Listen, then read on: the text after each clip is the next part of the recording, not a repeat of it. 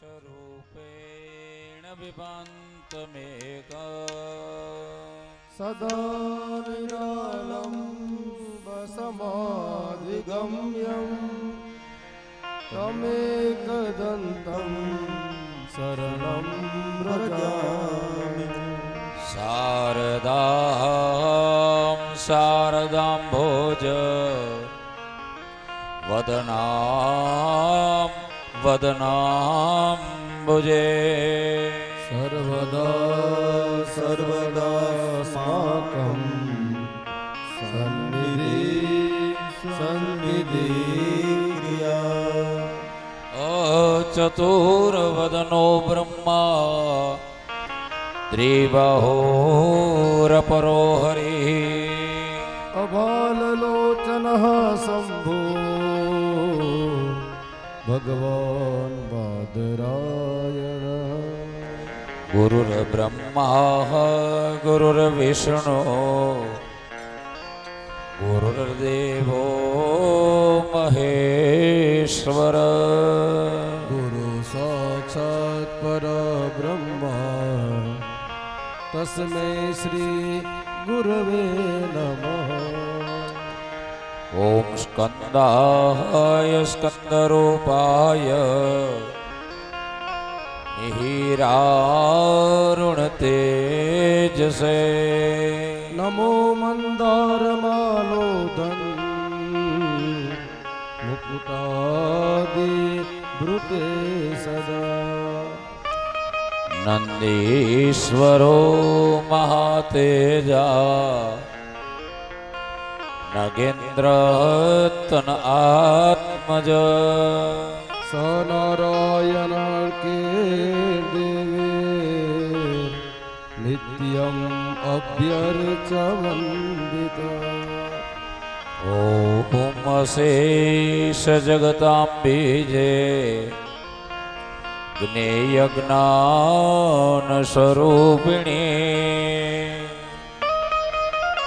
जगतहिताय सततं शिवपत्नी नमोस्तुते।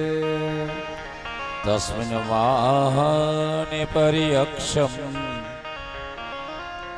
ज्वलिताङ्गारवर्चसे महातेजः प्रज्वलनं निर्विशेषं मनोहरम्। अपश्यं चैव तत्राह शयानं दीप्ततेजसे अंगुष्ठमात्रं पुरुषम् अग्नावनि विवाहितम्। वन्दे वन्दनतुष्टमानसमते प्रेम प्रियं प्रेमदा। पूर्णं पूर्णकरं प्रपूर्णनिखिले स्वर्येकं वासं शिवम्। सत्यं सत्यमयं त्रिसत्यविभव सत्यप्रियं सत्यद विष्णु ब्रह्मनुतं स्वकीयं कृपयो पापकृतिं शङ्करम्। वन्दन करो यन्तर्दणो वन्दन करो यत्मथे वंदन करो सदावर्यो वंदन करो प्रेम थी। प्रथम वन्दे परिब्रह्म परमयानंद स्वरूपे द्वितीय वन्दे गुरुदेव जिन्हे दियो ज्ञानयनोप। तृतीय वंदी सब संत जोरी कर तिनके आगे मन वच काय प्रणाम करत भय भ्रम सब भागे। यही बात मंगलाचरण करे સુંદર ગ્રંથ બખાણીએ કહ વિઘ્ન કૌપજે નહીં યહ નિશ્ચય કરી માનિએ યહ નિશ્ચય કરી માનિએ બોલીએ રામેશ્વર મહાદેવ કી જય હો શ્રી પ્રેમેશ્વર મહાદેવ કી જય હો પ્રાણેશ્વર મહાદેવ કી જય હો હૃદયેશ્વર મહાદેવ કી જય હો સદગુરુનાથ મહારાજ કી જય હો ઓમ નમઃ પાર્વતી પદે હર હર મહાદેવ.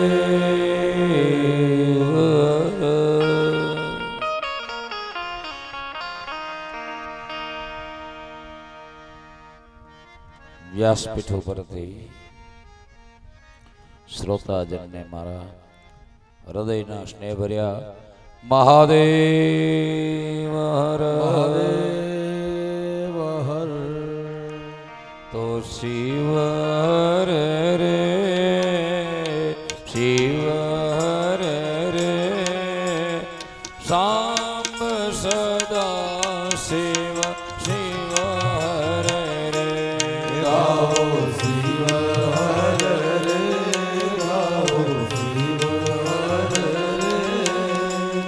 સામ સદા શિવ શિવ હર રે ગાઓ શિવ હર રે શિવ હર રે શામ સદા શિવ શિવ હર રે ગાઓ શિવ હર રે ગાઓ શિવ હર રે સામ સદા શિવ શિવ હર રે શામ સદા શિવ શિવ હર રે સામ સદા શિવ શિવ હર રે શામ સદા શિવ શિવ હર રે સામ સદા શિવ શિવ હર રે ગાઓ શિવ હર રે શિવ હર રે શામ સદા શિવ શિવ હર રે ગાઓ શિવ હર રે ગાઓ શિવ હર રે સામ સદા શિવ શિવ હર રે એ ગાઓ શિવ હર રે શિવ હર રે જય હો શાંબ સદા શિવ શિવ હર રે ગાઓ શિવ હર રે ગાઓ શિવ હર રે સામ સદા શિવ શિવ હર રે શાંબ સદા શિવ શિવ હર રે સામ સદા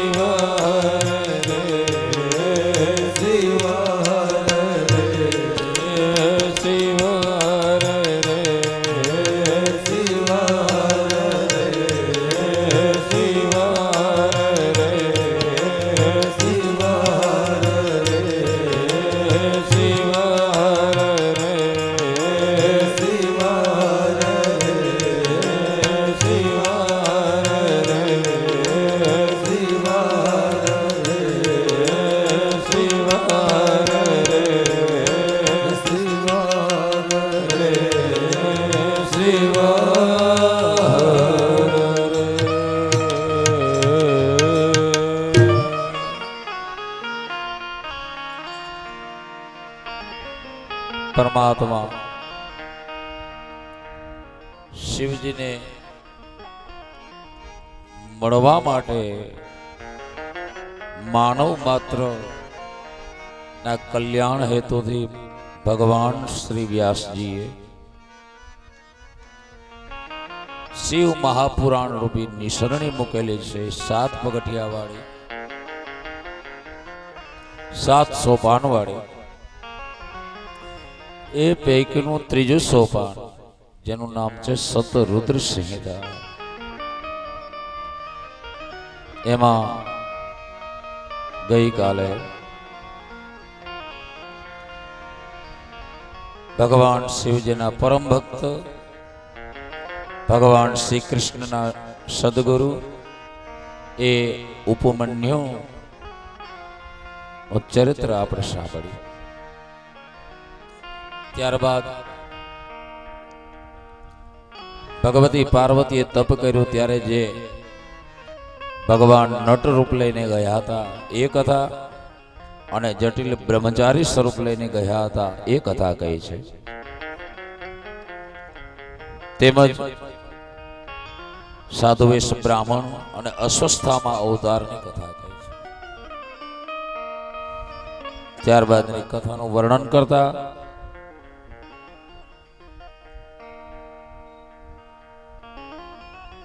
ભગવાન વ્યાસજીએ લખ્યું છે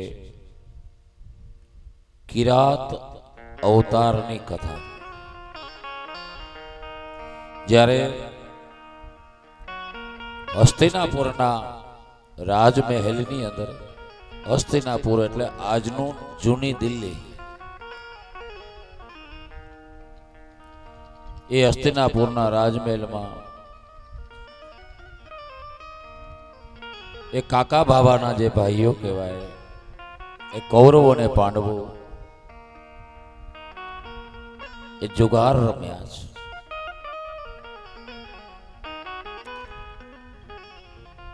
દુર્યોધનનો દુષ્ટ મામો જેનું નામ શકુની છે એને કપટ કરી અને ધૃત વિધા એટલે ઠગ વિધ્યા તે પાંડવોને હરાવ્યા છે.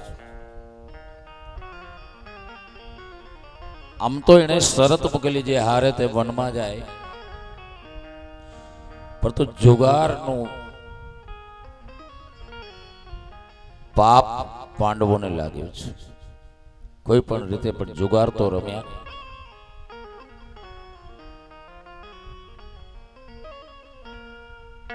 પાપ દારૂ અને જુગાર આ બે દૂષણ એવા છે કે આ લોકમાં એ દૂષણ થકી કોણ પાયમાલ નથી થયું, પાયમાલિક છે. એ કારણે પાંડવોના પાપને કારણે એમને એ રાજમહેલ ત્યજી, રાજગાદી ત્યજી, પોતાનું ક્ષેત્ર ત્યજી અને 12 વર્ષ વનમાં જવાનો વારો આવ્યો છે. એ કથા કહેતા નંદીશ્વર કહે છે શ્રી નંદીશ્વર યુવાચ શૃણુ પ્રાજ્ઞ કિરાતાખ્યમ અવતારમ પિનાકિનઃ મુકમ ચ હતવાન પ્રીતો યોર્જુનાય વરમ દદો. પરમ શિવ ભક્ત શિવ સ્વરૂપ જે ધર્મનું સ્વરૂપ છે એવા શિવજીનું વાહન નંદી એ આ કથા કહે છે સનત કુમારને. બ્રહ્માજીના જે દીકરા છે સનત કુમાર, માનસ પુત્ર છે સનત કુમાર, જ્ઞાનીઓમાં શ્રેષ્ઠ છે 3 લોકમાં એવા સનત કુમારને આ કથા કહે છે. પાંડવો જ્યારે હસ્તિનાપુર છોડી અને વનમાં પોતે નિવાસ કરે છે, મળેલા વનવાસને ગાળે છે, ત્યારે પણ ત્યાં પણ દુર્યોધન પોતાના માણસોને મોકલી અને પાંડવોને હેરાન કરે છે. દુર્યોધને કપટ કરી અને મહામુનિ દુર્વાસાને 10,000 શિષ્યો સાથે પાંડવોના પતન કરવા માટે થઈ અને દુર્વાસાજીને શિષ્ય સાથે પાંડવો પાસે જવા કહ્યું છે. દુર્યોધનના કપટના કારણે એ દુર્વાસાજી જ્યાં પાંડવો વનની અંદર વનનો આશ્રય કરીને રહે છે ત્યાં પહોંચ્યા છે અને ભોજન માંગ્યું છે 10,000 શિષ્યો સાથે. હવે આ તો રાજપુત્ર છે પાંડવો. આંગણે આવેલા બ્રાહ્મણને જો ભોજન ના આપે તો એ પાપ થાય, અને ભોજન આપવાનું કબૂલે તો ભોજન છે નહીં. છતાં પાંડવોએ કહ્યું કે ઠીક છે ભૂદેવ, અમે તૈયારી કરીએ છીએ. ત્યારે દુર્વાસા કહે છે કે પાંડવો, અમે મારા શિષ્ય સાથે હું સ્નાન કરીને આવું એટલામાં તમે ભોજન તૈયાર રાખજો. બાબા પાંડવોને થયું કે આજે આપણને પવિત્ર બ્રાહ્મણનો શાપ લાગશે ને આપણું પતન નક્કી છે. કારણ કે આ દુર્વાસાજીને 10,000 શિષ્યો સાથે ભોજન કરાવવું કઈ રીતે? અહીં વનમાં કોઈ મળે એમ છે. પાંડવો મૂંઝાયા છે. એ સમયે ભગવાન કૃષ્ણને યાદ કર્યા છે. હે કૃષ્ણ, તું સંભાળ લે, તારા વિના અમે કેના શરણે જઈએ. પાંડવો અને દ્રૌપદીની પોકારથી ભગવાન કૃષ્ણ દ્વારિકાથી તુરંત જ રવાના થઈને પાંડવો પાસે પહોંચે.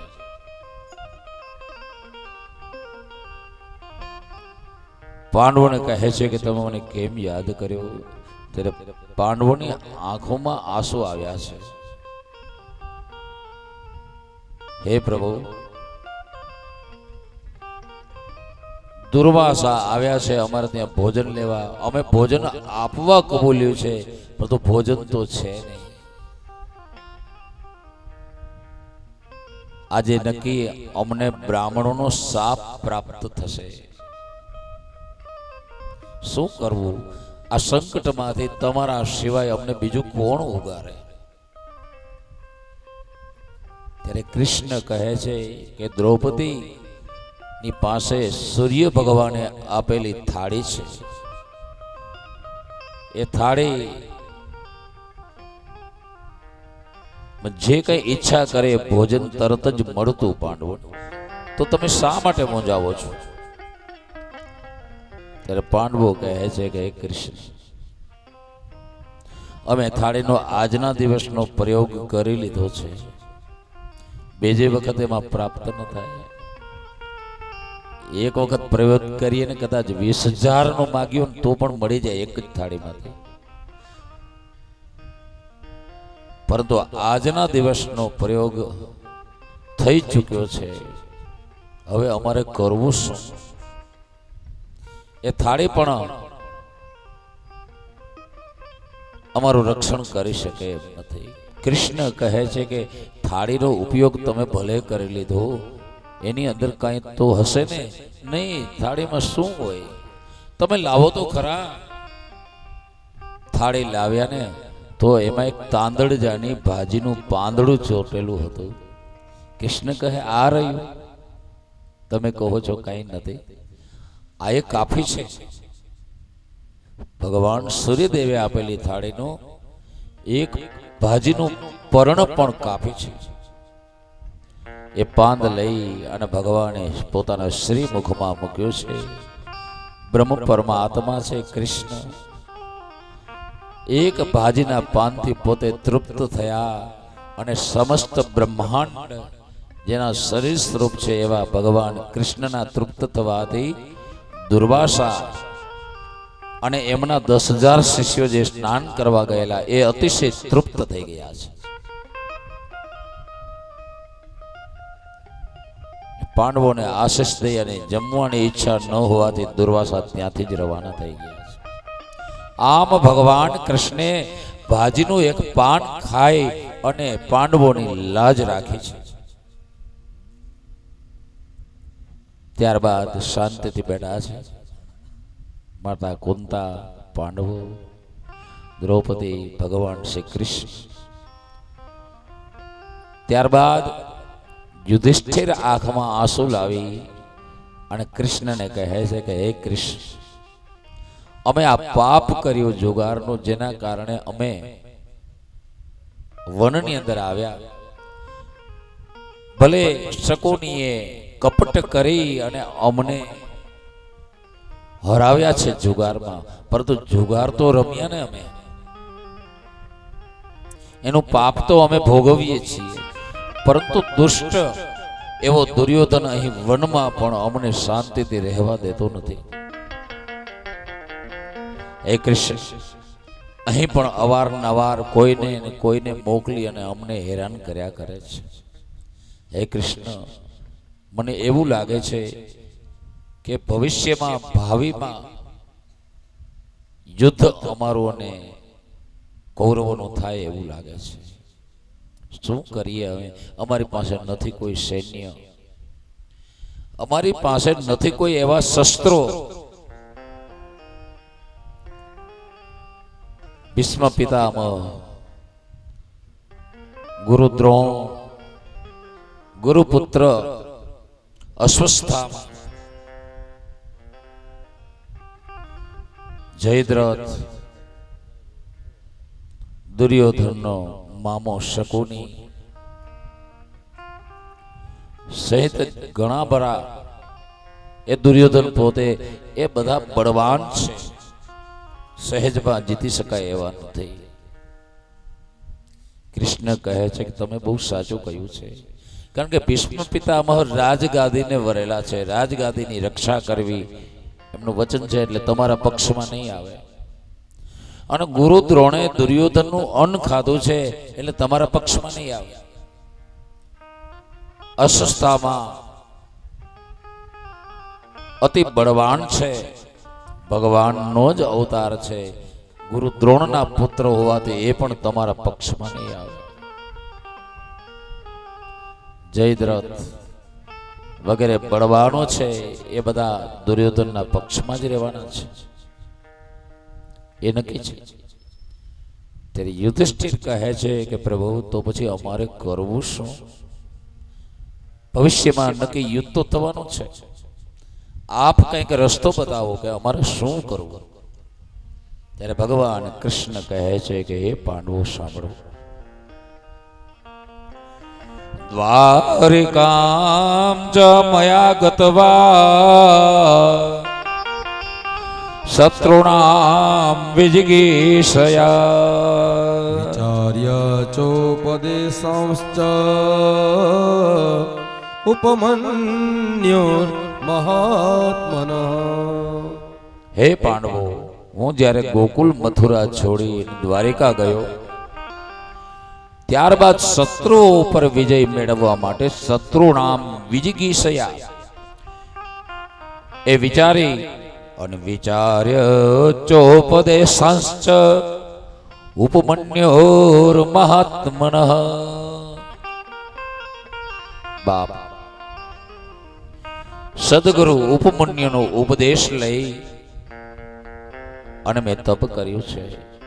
ભગવાન કૃષ્ણએ એક વખત હિમાલય પર્વત ઉપર ઉપમન્યુના આશ્રમમાં રહીને તપ કર્યું છે, અને એક વખત આપણા પોરબંદર વિસ્તારના બરડા ડુંગરમાં, જેનું પ્રાચીન નામ, બરડા ડુંગરનું શાસ્ત્રીય નામ બટુકાચલ પર્વત છે, ત્યાં ભગવાન બિલનાથ બિરાજે છે, બિલેશ્વર મહાદેવ. અને ત્યાં વહેતી નદીનું નામ છે બિલગંગા.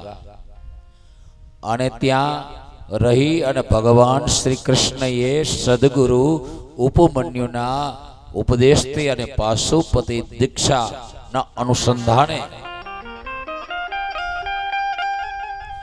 જમણા પગના અંગૂઠા ઉપર સ્થિર થઈ બે હાથ ઊંચા રાખી સૂર્ય સામે દ્રષ્ટિ સ્થાપી અને ભગવાન કૃષ્ણએ 6 મહિના તમારા પોરબંદર વિસ્તારમાં તપ કર્યું છે. ભગવાન શિવને પ્રસન્ન કરવા. અને ત્યારે ભગવાન શ્રી કૃષ્ણએ બિલ્વ વૃક્ષોનું વાવેતર કરેલું, એને કારણે હજી પણ એ વિસ્તારમાં બિલ્વ વૃક્ષો ઘણા છે. કૃષ્ણ કહે છે, હે પાંડવો, જુઓ તમે કૃષ્ણ જીવનમાં બિલેશ્વર ભાવે ભજ્યા છે. જો તમે કૃષ્ણ જીવનમાં બિલેશ્વર ભાવે ભજ્યા છે. જુઓ તમે કૃષ્ણ જીવનમાં બિલેશ્વર ભાવે ભજ્યા છે. જુઓ તમે કૃષ્ણ જીવનમાં બિલેશ્વર ભાવે ભજ્યા છે. જુઓ તમે રામ જીવનમાં રામેશ્વર ને આરાધ્યા છે. જુઓ તમે રામ જીવનમાં રામેશ્વર ને આરાધ્યા છે. જો એ સુખની ઈચ્છા ભજન તમે શિવનું કરજો. જો સુખની ઈચ્છા ભજન તમે શિવનું કરજો. નકામા કામારો ફાફા 84 માં ફસાવાના. નકામા કામારો ફાફા 84 માં ફસાવાના. ભજન તમે શિવનું કરજો, કરીને પાર ઉતરજો. ભજન તમે શિવનું કરજો, કરીને પાર ઉતરજો. કૃષ્ણ કહે છે કે હે પાંડવો, મેં પણ મારા પ્રભુ ભગવાન શિવનું ભજન સદગુરુનો ઉપદેશ લીધા પછી કર્યું છે, તપ કર્યું છે.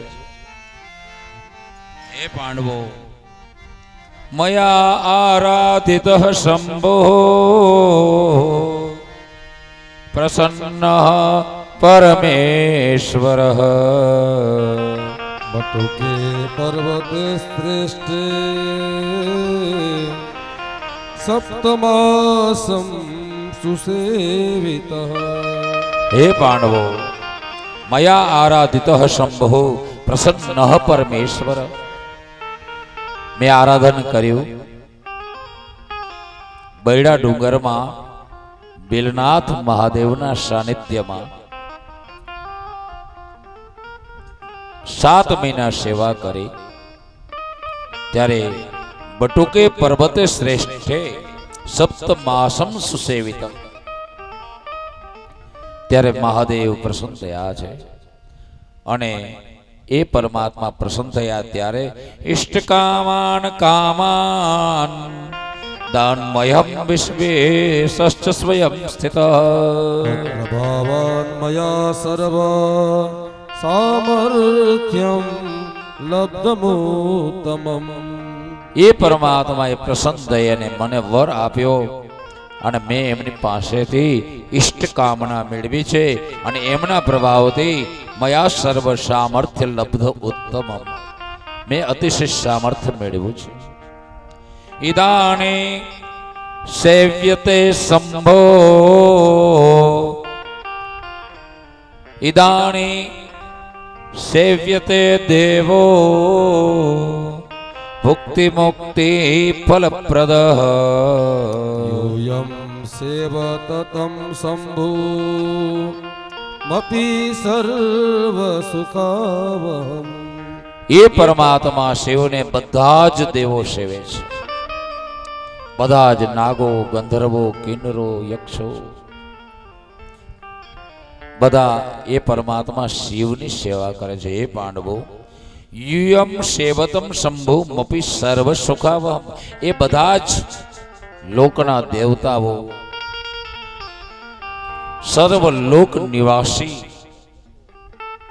એ બધા પરમાત્મા શિવની સેવાથી જ સુખ પામ્યા છે. માટે તમારે જો સુખની ઈચ્છા હોય, તમારે જો યુદ્ધમાં વિજયની ઈચ્છા હોય, તો પરમાત્મા શિવની સેવા કરો. આમ પાંડવોને ઉપદેશ આપી અને ભગવાન શ્રી કૃષ્ણ દ્વારિકા ગયા. ત્યારબાદ પણ દિવસો દિવસો વીતતા જાય છે. આપણી જેમ પાંડવો પણ કોઈ નિર્ણાયક તબક્કામાં ના આવ્યા. દુખી છે પાંડવો. એમાં એક વખત સવારના પહોરની અંદર પાંડવો ભગવાન કૃષ્ણની સેવા કરી માનસિક બેઠા છે. માતા કુંતાના ચરણોમાં વંદન કર્યા છે. એ સમયે પૂર્વ દિશામાં જોવે છે તો કોઈ ભવ્ય વિભૂતિ જેવા મહાપુરુષ કોઈ આવતા હોય, આવું જણાયું છે. પાંડવો જોઈએ છે તો માથે ધોળા વાળની જટા છે, સફેદ એવી દાઢી છે, ભવ્ય ભાલ છે. ભવ્ય ભાલમાં ભસ્મનું ત્રિપુંડ શોભી રહ્યું છે. કંઠમાં રુદ્રાક્ષના આભૂષણ છે. શિવ નામ જપતા જપતા એ મહાત્મા આવી રહ્યા છે. બાપ નજીક આવતા ઓળખ્યા, એ ભગવાન વ્યાસ છે. વ્યાસજી આવ્યા. બધા પાંડવોએ ઊભા થઈ સ્વાગત કર્યું. વ્યાસજીના શ્રી ચરણને પખાડ્યા છે. વ્યાસજીને ગાદી આપીને બેસાડ્યા. આંખોમાં પાંડવોને જળજળિયા છે. વ્યાસજી પૂછે છે કે એ પાંડવો તમે શા માટે દુઃખી જણાવો છો? ત્યારે પાંડવો કહે છે કે હે ભગવાન, આજ આપના પધારવાથી અમને અંતરમાં શાંતિ મળી રહી છે, અંતરમાં આશા બંધાઈ રહી છે. અને આજે અમે નક્કી માનીએ છીએ કે આપના પધારવાથી ચોક્કસ અમારું દુઃખ જશે. કારણ પાંડવો કહે છે કે અલગ સરેખા શેઠિયા અને દત્ત સરેખા બાપ, इतना छता दुख न मिटे तो अपना पूर्व जन्म का पाप. बाप कोई महापुरुष, कोई महात्मा, કોઈ સંત આપણે ઘેર આવે ને તો આ જીવનનું દુઃખ જતું રહે છે. બાપ પાંડવો પણ કહે છે કે હે ભગવાન, આપ પધાર્યા ને એટલે અમે માન્યું છે કે અમારું દુઃખ જતું રહેશે. છતાં કદાચ મહાપુરુષના આવવાથી દુઃખ ન જાય કે અલગ સરીખા શેઠિયા જેને લખી શકાય એવા શેઠ આપણે ઘેર આવે. દત્ત સરીખા બાપ ગુરુદત્ત ભગવાન જેવા મહાત્મા આપણે ઘેર આવે તો અવશ્ય દુઃખ જાય છે. અને કદાચ દુઃખ ન જાય તો એમાં એ મહાત્માનો દોષ નથી, એ સંતનો, એ મહાપુરુષનો દોષ નથી, દોષ આપણા કર્મનો છે. આપણા કરેલા કર્મ જો બળવત્તર હોય તો મહાત્માના આપણા ઘરે આવવાથી કર્મ કપાય છે ખરા, પણ એ કર્મના અનુસંધાને પ્રારબ્ધ કર્મ જે બનેલા છે એ તો ભોગવવા જ પડે છે. અલખ સરીખા શેઠિયા અને દત્ત સરીખા પાપ, इतना छता जो दुख न मिटे तो अपना पूर्व जन्म का पाप और क्या. हे भगवान, आज आप पधार्या छो और आप जो आज्ञा आपो छो तो सांभळो. हस्तिनापुरना राजमहलनी अंदर अमे जुगटू रम्या, एना फल स्वरूप अमे वनवास सेवी रह्या छीए. અને દુર્યોધન, દુષ્ટ દુર્યોધન એના દુષ્ટ મામા શકુની સાથે મળી અને પ્રપંચ કરી રહ્યો છે. અહીં જંગલમાં પણ અમને શાંતિથી રહેવા દેતો નથી. હે ભગવાન,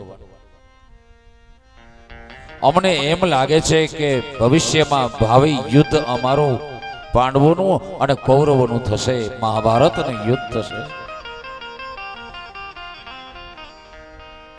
એને માટે અમે ચિંતિત છીએ, કારણ કે શત્રુ પક્ષની અંદર જે યોદ્ધાઓ છે અતિશય બળવાન છે અને એને ત્રણેય લોકમાં કોઈ જીતી શકે એમ નથી.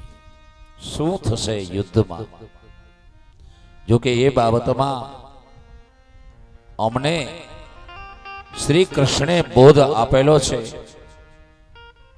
કે અમારે શું કરવું જોઈએ એ બતાવેલું છે. પરંતુ હજી સુધી એવું નથી કે અમે કૃષ્ણને નથી માનતા, પણ હજી સુધી કૃષ્ણએ કહેલું અમે અમલમાં નથી મૂક્યું. અને આપણું પણ બાપ એવું જ છે. આપણે ભગવાનને નથી માનતા એવું નથી, માનીએ જ છીએ બધા, પરંતુ આપણે જે ભગવાને પુરાણો દ્વારા, શાસ્ત્રો દ્વારા, સંતો દ્વારા, મહાત્મા અને ભક્તો દ્વારા મને તમને બોધ આપ્યો છે ને, એ માર્ગે હાલવામાં આપણે વિલંબ કરીએ છીએ.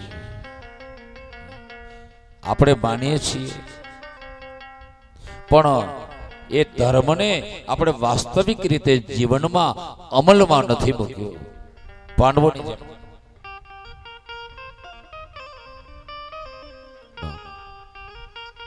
પાંડવો કહે છે અમે કૃષ્ણને નથી માનતા એવું નથી, પરંતુ એણે કહેલા માર્ગે અમે હજી પદાર્પણ કર્યું નથી. અને આપણે પણ હજી સંતનો માર્ગ છે, મહાત્માનો બતાવેલો માર્ગ છે, એ માર્ગમાં આપણે આગળ વધ્યા જ નથી, બેસી રહ્યા છે. એટલે શિવ મહાપુરાણ મને તમને કહે છે કે ઉઠો, જાગો, પ્રભુ તરફ આગળ વધો. જે સદગુરુએ શબ્દ આપ્યો હોય એ શબ્દને પકડી લ્યો, પકડી પ્રભુ તરફ આગળ વધો. શિવ મહાપુરાણ આગળ વધવાની શિખામણ આપે છે. પછી જેવી આપની ઈચ્છા. વ્યાસ કહે છે એ કે હે પાંડવો, કૃષ્ણ કહી ગયા એ સાચું છે. હું પણ એ મહાદેવજીની જ સેવા કરું છું. હે પાંડવો, જે ભાવિ મહાભારતનું યુદ્ધ થવાનું છે એમાં જો તમારે વિજય મેળવવો હોય તો તમારે પરમાત્મા શિવના શરણમાં જવાનું છે. અને આપણે પણ એક સંગ્રામમાં જ છીએ, એક યુદ્ધમાં જ છે. આ જીવન સંગ્રામ છે મારો ને તમારો. આ જીવન સંગ્રામમાં જો તમારે વિજય મેળવવો હોય, આ પરમાર્થ પથમાં તમારે પ્રવીણ થવું હોય, જો તમારે પ્રભુને મળવું હોય તો મારા મહાદેવનું ભજન કરો.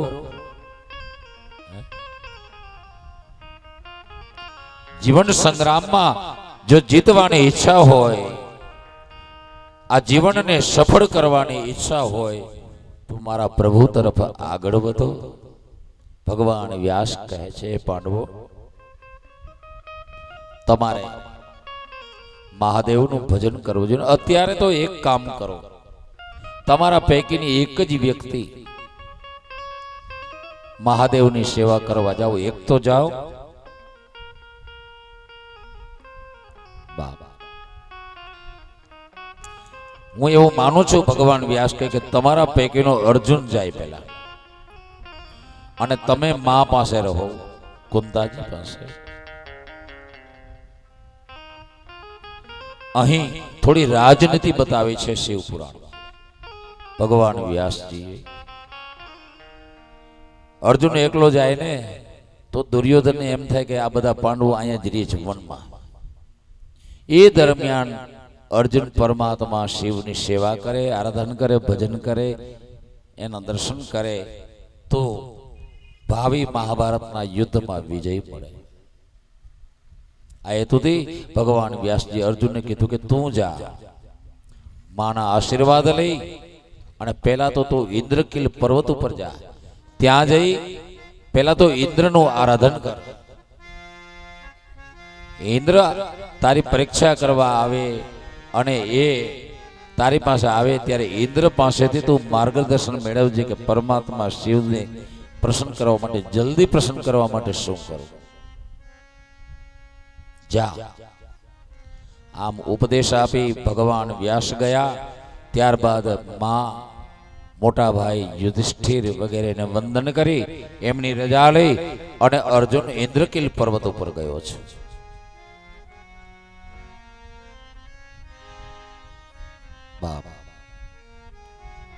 ત્યાં જઈ અને ઇન્દ્ર નું આરાધન આ ચાલુ કર્યું છે. અર્જુન ઓમ સ્વસ્તિ ના ઇન્દ્રો વૃદ્ધિશ્રવા સ્વસ્તિ ના પૂષા વિશ્વવેદા સ્વસ્તિ નસ્તાક્ષોરરિષ્ટનેમિ સ્વસ્તિ નો બૃહસ્પતિર્દધાતુ. ઇન્દ્રનું આવાહન કર્યું અને પોતે ઇન્દ્રના નામનો જપ કરવા લાગ્યો. ઓમ ઇન્દ્રાય નમઃ. અર્જુન જાપ કરે છે. આમ ઇન્દ્રનો અંશ છે અર્જુન. ઇન્દ્રનો એક સંબંધે પુત્ર છે અર્જુન. એ હિસાબે ઇન્દ્રનો જાપ કરે છે અર્જુન. ઇન્દ્ર પરીક્ષા કરવા આવ્યો. પરીક્ષામાં અર્જુન અડગ રહ્યો. ઇન્દ્ર પ્રસન્ન થયો અને ઇન્દ્રએ પોતાના પુત્ર અર્જુનને મહાદેવનો મંત્ર આપ્યો છે. ઇન્દ્ર ગુરુ બન્યો અર્જુનનો. પરમાત્મા શિવજીની પાર્થિવ શિવલિંગ સ્થાપીને સેવા કરવાનો ઉપદેશ આપ્યો. એમનું ધ્યાન, ભસ્મ ધારણ, રુદ્રાક્ષ ધારણ, આવું વ્રત આપીને ઇન્દ્ર ગયો. પોતાના જાસૂસોને ઇન્દ્રની રક્ષા માટે મૂકીને ત્યાં ગયો છે. ઇન્દ્ર સ્વર્ગમાં ગયો પછી અર્જુન પરમાત્મા શિવનું ભજન કરવા લાગ્યો છે. મન, વચન અને કર્મથી પરમાત્મા શિવને સમર્પિત થયો અર્જુન. ભગવાન શિવની સેવા કરવા લાગ્યો. એ વખતે દુર્યોધને મોકલેલા જાસૂસો ફર્યા કરે છે. એને જોયું કે વાં 4 જ ભાઈ છે, યુધિષ્ઠિર, ભીમ, સહદેવ ને નકુળ. અર્જુન ક્યાં ગયો?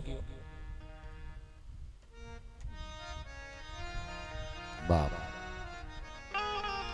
એ જાસૂસોની જે ટીમ હતી એ ટીમે જઈ અને તપાસ કરી તો એને ખબર પડી કે ઇન્દ્રકીલ પર્વત ઉપર મહાદેવનું સ્થાપન કરી અને અર્જુન ભગવાન શિવનું ભજન કરે છે, તપ કરે છે.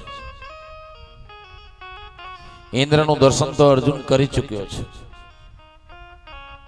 આ બધી માહિતી એકત્રિત કરી અને એ જાસૂસોએ દિલ્હીના દરબારમાં દુર્યોધન પાસે પહોંચાડી છે. દુર્યોધનને જાણ થઈ છે કે અર્જુન ઇન્દ્રકીલ પર્વત ઉપર તપશ્ચર્યા કરે છે.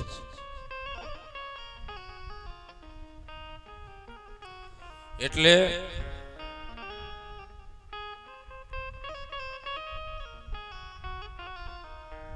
એ દુર્યોધનને સલાહ લીધી પોતાના મંત્રીઓને, દુષ્ટ મંત્રીઓની. ત્યારે મંત્રીઓએ એને શકુનીએ સલાહ આપી કે હે ઇન્દ્ર, તારો દુશ્મન અર્જુન જે તપ કરે છે અને જો મહાદેવને પ્રસન્ન કરી લેશે ને તો મહાદેવની કૃપાથી તું એને જીતી નહીં શકે. એક તો શ્રેષ્ઠ બાણાવળી છે અર્જુન, એમાં ભગવાન શિવની જો કૃપા મળી જશે.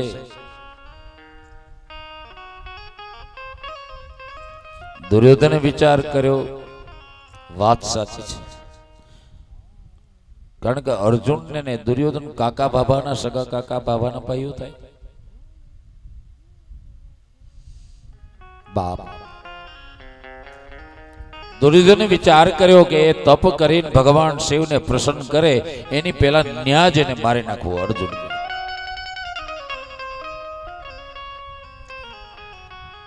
એ કારણે દુર્યોધન એક પોતાના મિત્રને બોલાવે છે.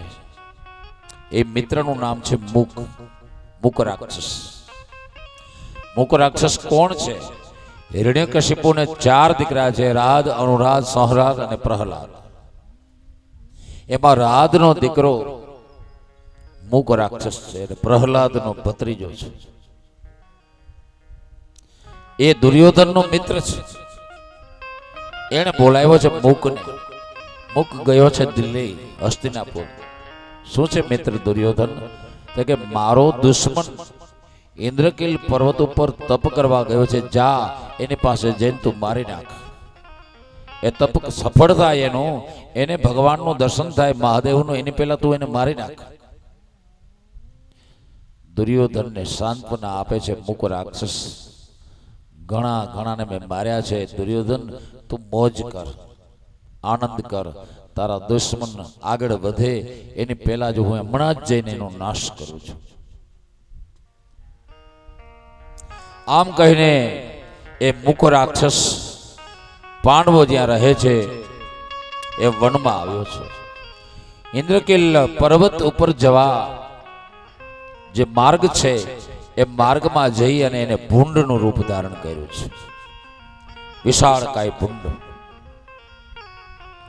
એ ભૂંડના નસકોરાના શ્વાસથી મોટા મોટા વૃક્ષો મૂળિયા સહિત ઉથલવા લાગ્યા છે. એના મુખના વાયુથી વાવાઝોડા જેવા પવનો ત્યાં વાવા લાગ્યા છે. એના શરીરના ઘસાવાથી પર્વતો ભાંગી પડવા લાગ્યા છે. પર્વતોના પડવાનો, વૃક્ષો ઉથલી પડવાનો, વાવાઝોડાનો અવાજ સાંભળી અને અર્જુન ભાવ સમાધિમાંથી બહાર આવ્યો છે. પોતાના આસન ઉપર ઉભો થઈ ગયો અર્જુન. કોણ છે? કોણ આવે છે? આ શેનો અવાજ છે? દૂર દૂર નજર કરે છે તો એણે એક ભૂંડને જોયું છે. વિશાળકાય ભૂંડ, વિકરાળ ભૂંડ. અને એના નસકોરાના વાયુથી વૃક્ષો ઉથલી પડે છે. શરીરને ઘસાવાથી પર્વતો ચીરાઈ જાય છે. અર્જુન વિચાર કરવા લાગ્યો કે આ કોણ હશે? નક્કી આ મારો દુશ્મન લાગે છે. શિવ મહાપુરાણમાં સામેની વ્યક્તિનું અદ્રષ્ટ મન એ જાણવાના પણ ઉપાય બતાવેલા છે. એ જાણવાના જે ઉપાય છે એ પૈકીનો એક ઉપાય સામા મનુષ્યની પરીક્ષા કરવાનો. મનુષ્યના નેત્રના 4 પ્રકાર બતાવેલા છે શિવ પુરાણમાં.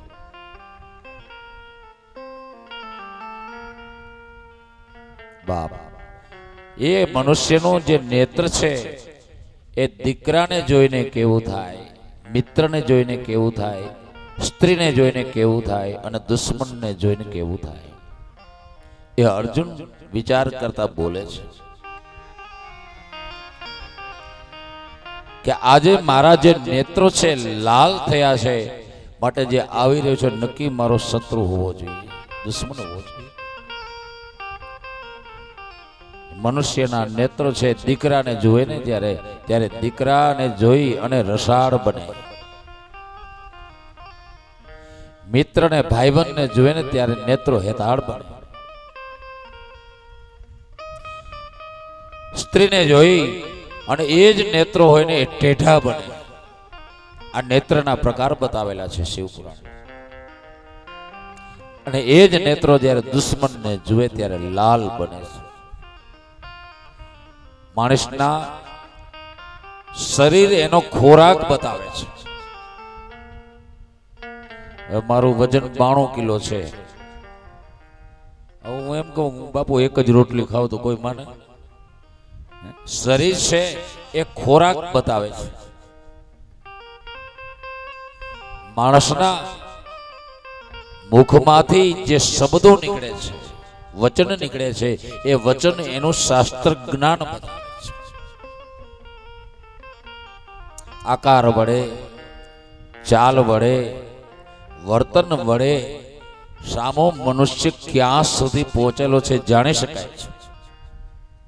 એ મનુષ્યનું મન શું કરવા ઈચ્છે છે એ પણ જાણી શકાય છે. સામા મનુષ્યના મનને જાણવા માટેના ઉપાય શિવ પુરાણમાં બતાવેલા છે.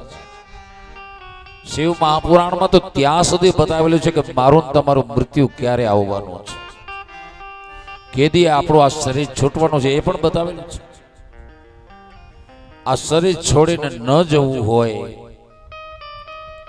તો શું કરવું એ ઉપાય પણ બતાવેલા છે શિવ પુરાણ. બાબા અર્જુન વિચાર કરે છે કે આજે આ ભૂંડને જોતા મારી બધી ઇન્દ્રિયો વ્યાકુળ થઈ છે. ચોક્કસ આ મારો દુશ્મન હશે. અર્જુન સાવધ થયો. ગાંડીવ ધનુષ્ય છે સજ્જ કર્યું છે.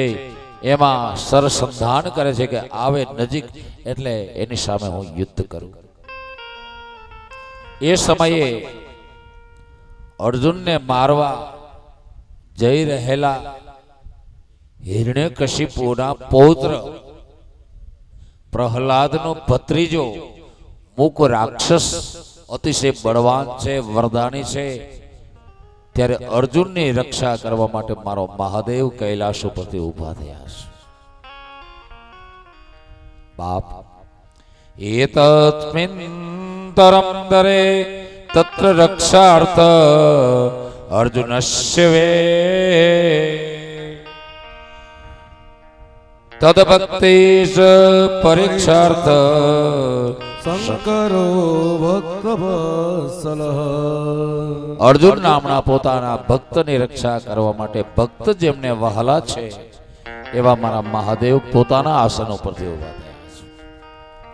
આસન ઉપરથી ઉતરી ઇન્દ્રકીલ પર્વત તરફ જતા એ મારા મહાદેવે રૂપ બદલ્યું છે અને રૂપ લીધું છે ભીલનું.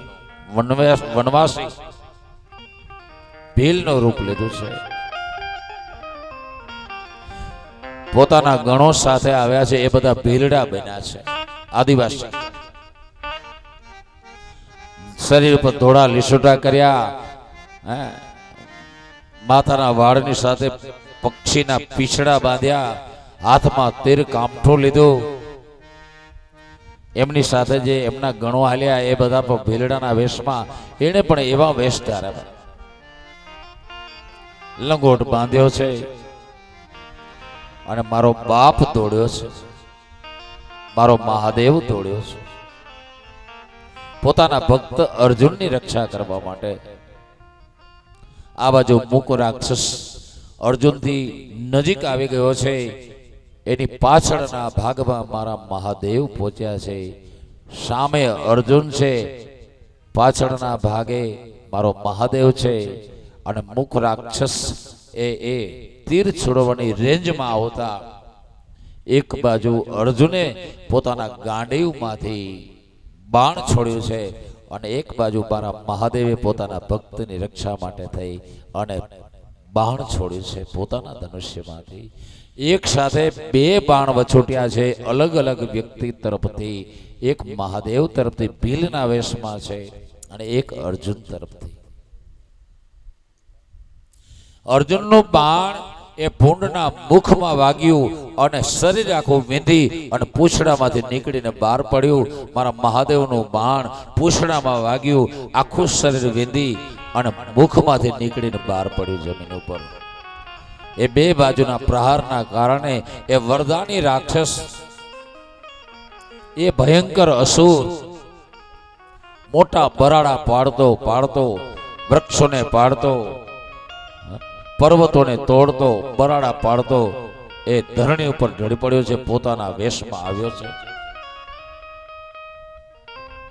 અને મૃત્યુ પામ્યો છે. બાપ, એટલે મને તમને શિવ મહાપુરાણ એમ કહે છે કે તને કેનું અભિમાન છે? આ શરીરનું, ધનનું, વાહનનું શેનું અભિમાન છે?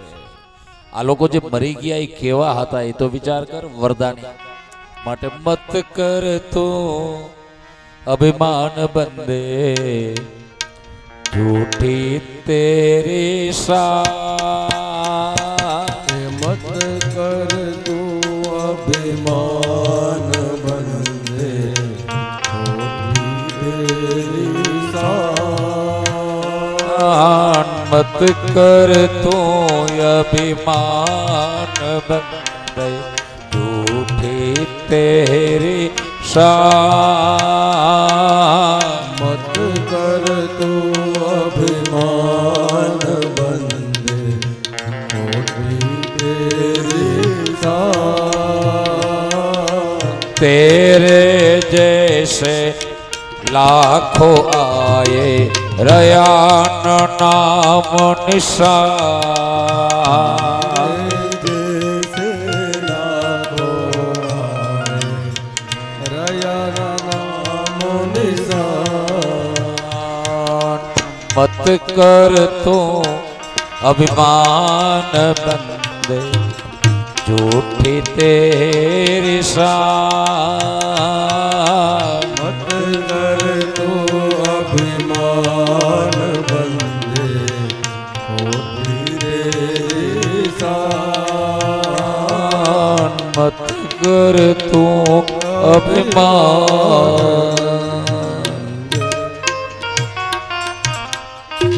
એ ભાઈ, તને શેનું અભિમાન છે?